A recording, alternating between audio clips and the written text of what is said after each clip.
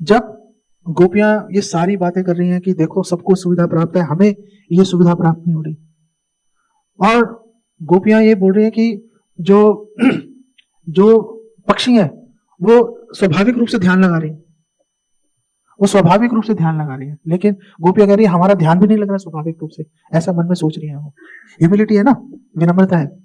वो ये नहीं सोच रही कि हम कृष्ण का दर्शन कर पा रहे हैं।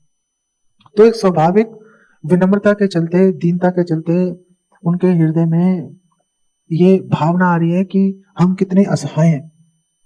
तो जब ये भावना आ गई कि हम कितने असहाय हैं, जैसे ये भावना आएगी तो एक नीड खड़ी हो गई कि अगर हम असहाय हैं तो फिर हमें क्या चाहिए, हमें सहायता चाहिए। ये जो श्लोक है, ये श्लोक उस सहायता को दिखा रहा है। और जब ये नीड आ गई, सहायता चाहिए, तो फिर बात आएगी सहायता किसकी चाहिए।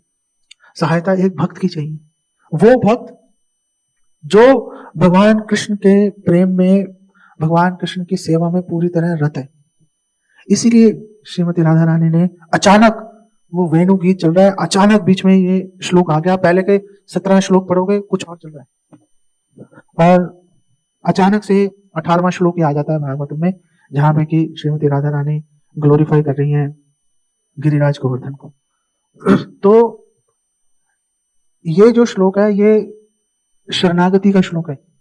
ये जो श्लोक है, ये अपनी असहायता व्यक्त करने का श्लोक है। ये जो श्लोक है, ये एक भक्त की शरण लेने का श्लोक है। हम ये बात कर रहे हैं कि चैतन्य महाप्रभु ये श्लोक क्यों बोल रहे थे। चैतन्य महाप्रभु को क्या जरूरत है, वो तो स्वयं कृष्ण है। वो चैतन्य महाप्रभु ने इस श्लोक का उच्चारण क्यों किया, उन्होंने इस श्लोक का उच्चारण, चैतन्य महाप्रभु ने इस श्लोक का उच्चारण किया क्योंकि वो भी अपने आप को असहाय महसूस कर रहे थे। वो भी सोच रहे थे कि मैं कितना असहाय हूं कि मैं श्री गोपाल का दर्शन नहीं कर सकता, क्योंकि श्री गोपाल तो अन्नकूट गांव के ऊपर, उसके ऊपर गोवर्धन पर्वत के ऊपर विराजमान है श्री गोपाल।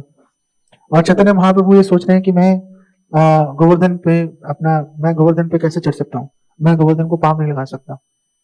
तो जब गोवर्धन को पाँव नहीं लगा सकता तो फिर मैं भगवान के दर्शन कैसे कर पाऊंगा, मैं कितना असहाय हूं।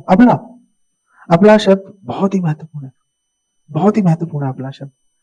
तो चैतन्य महाप्रभु जब गिरिराज गोवर्धन की परिक्रमा लगा रहे हैं तो उनकी शरण ले रहे हैं, उनसे गुहार लगा रहे हैं कि प्लीज, मैं दर्शन ही नहीं कर सकता, ये भगवान रहे, मैं दर्शन ही नहीं कर सकता। इससे बड़ी और मतलब क्या असहायता होगी कि मैं अपने प्राणों के नाथ के दर्शन करने की क्षमता भी मेरे अंदर नहीं है।